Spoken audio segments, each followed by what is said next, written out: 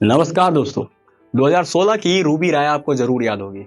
जैसे ये रूबी राय है 12th की टॉपर जिनसे कुछ सिंपल से सवाल पूछे गए जिनका जवाब सुन लीजिए आप क्या कहती है। पॉलिटिकल साइंस है। कौन science? Political science. Prodigal science वो क्या होता है?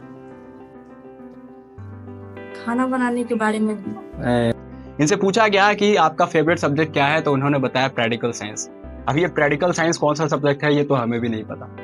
और ऐसा ही एक और केस मिला बिहार में जहां पे एक लड़का 2017 में जेई क्रैक कर लिया, यानी कि दुनिया का भारत का सबसे टफेस्ट एग्जाम जेई जिसको क्रैक कर लिया, जबकि बिहार में वो 12th जो इंटरमीडिएट होता है उसमें फेल हो गया था, इसलिए उसका एडमिशन नहीं हो पाया एनआईटी में। ऐसे हाल क्यों है बिहार के? और जैसा कि आप देख रहे हो रूबी राय का ये जो हाल, ये रूबी राय से हमें समझ में आता है कि बिहार में चीटिंग कॉमन हो चुकी है और बिहार में लड़के जो है वो लड़कियां जो है वो चीटिंग पे पूरी तरीके से निर्भर है। आखिर क्यों बिहार में इतने लड़के चीटिंग पे निर्भर करते हैं और क्यों बिहार के लड़के बिना स्किल के बिहार में वो बिना बिजनेस किए वो दूसरे राज्यों में जाकर नौकरी करना चाहते हैं? ऐसा क्यों हाल हो गया है बिहार का? चलिए आज इस वीडियो में जानते हैं। अब आप बोलेंगे कि हमको 2016 का बात क्यों बता रहे हो, ये तो लगभग 8 साल पीछे है। देखिए 8 साल पीछे की बात है, लेकिन अभी भी बिहार में यह प्रॉब्लम सुधरी नहीं है। बिहार थोड़ा सा सुधरा है लेकिन पूरी तरीके से यह प्रॉब्लम खत्म नहीं हुई। जेई क्रैक कर लिया लेकिन 12th में फेल हो गया था। इसका कारण वही है कि टीचर्स जिस सब्जेक्ट हैं वो सब्जेक्ट का पेपर चेक नहीं कर रहे हैं, जबकि दूसरे सब्जेक्ट का पेपर चेक कर रहे हैं।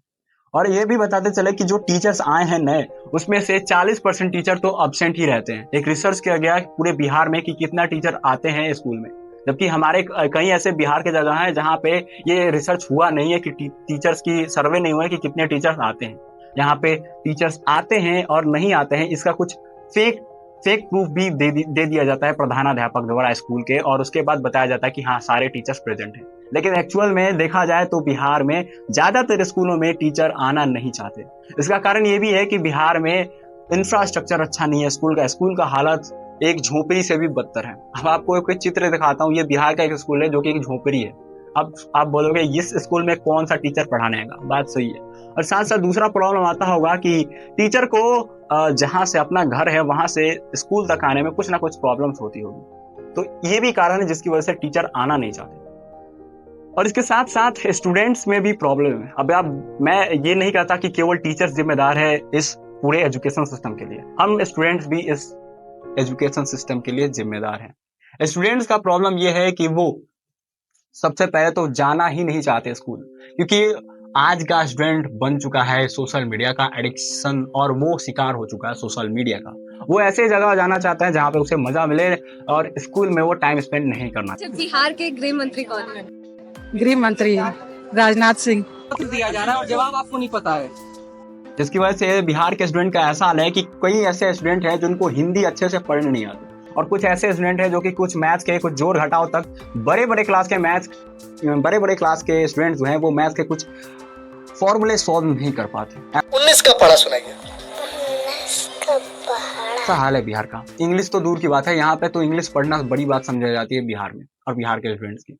इसकी वजह से फैमिली भी नहीं चाहती कि वो स्कूल में जाए और अपना टाइम बर्बाद करे, इसलिए फैमिली भी कहती है कि भाई स्कूल मत जा, तुम अपना कोचिंग पकड़ो और कोचिंग में अपना फी जमा करो। अब इसकी वजह से कोचिंग वालों के लिए सबसे अच्छा बिजनेस चालू हो गया यहाँ पे। अब स्कूल में पढ़ाई हो नहीं रही। अब इससे क्या हो रहा है कि स्टूडेंट्स के अंदर ये आ रहा है कि मुझे अब इस कोचिंग जाना चाहिए और कोचिंग में अपना टाइम स्पेंड करना चाहिए।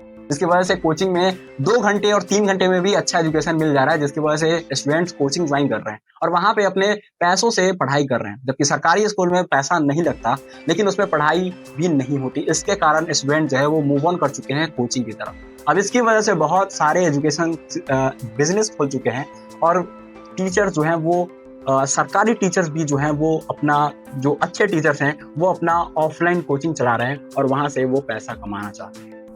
इसका सॉल्यूशन सिंपल है। इसका सॉल्यूशन नंबर 1 है कि जितने भी एजुकेशन माफिया है उन पे पुलिस द्वारा कार्रवाई किया जाए, उन्हें हटाया जाए पूरे बिहार से, क्योंकि जब तक ये नहीं हटेंगे तब तक बिहार सुधरने वाला है नहीं।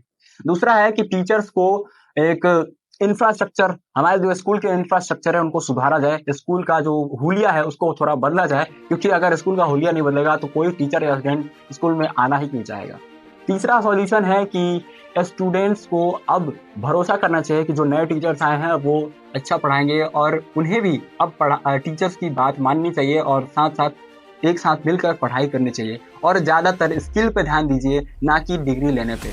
जो बड़ा आसान है बोलना कि एक बिहारी 100 पे भारी, लेकिन जब तक बिहारी स्किल नहीं बनेगा तब तक 100 पे भारी नहीं हो पाएगा।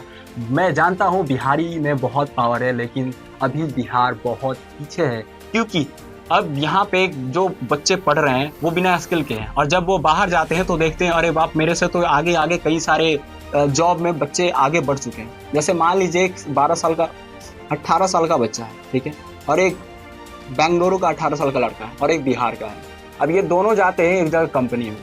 अब बताइए किसको ज्वाइन करना चाहिए कंपनी? क्यों? क्योंकि यहाँ पे बिहार में इंग्लिश की कमी है, इंग्लिश बोलने नहीं आता बच्चों को, और वो कई सारे ऐसे प्राइवेट जॉब हैं जहाँ पे इंग्लिश बोलना ही काफ़ी होता है, इंग्लिश बोलने से आपको नौकरी मिल जाती है। जबकि बेंगलुरु में शुरू से ही अंग्रेजी पे ध्यान दिया जाता है और वहाँ पे बच्चे को कंप्यूटर बेस्ड पढ़ाई होती है और वहाँ पे अच्छे स्किल भी सिखाए जाते हैं। जबकि बिहार में बच्चे रंगदार बनने के चक्कर में अपनी ज़िंदगी बर्बाद कर बैठे और यहाँ पे जब बिहार वाले जाते हैं तो देखते हैं ये इसका हो गया, नौकरी हमारा नहीं हुआ, वो आराम से आकर बेरोजगारी के कारण अपनी ज़िंदगी बर्बाद करते रहते हैं और बिहार के बच्चे इसी तरीके से बर्बाद हुए। हमारी विनती है कि बिहार को आगे बढ़ाइए और बिहार के स्टूडेंट्स स्किल्ड बनिए और जितना हो सके इस वीडियो को शेयर कीजिए ताकि हमारी भी इससे हेल्प हो सके, क्योंकि आप अगर सब्सक्राइब का बटन टीपते हो तो इससे हमारी बहुत हेल्प होती है। धन्यवाद।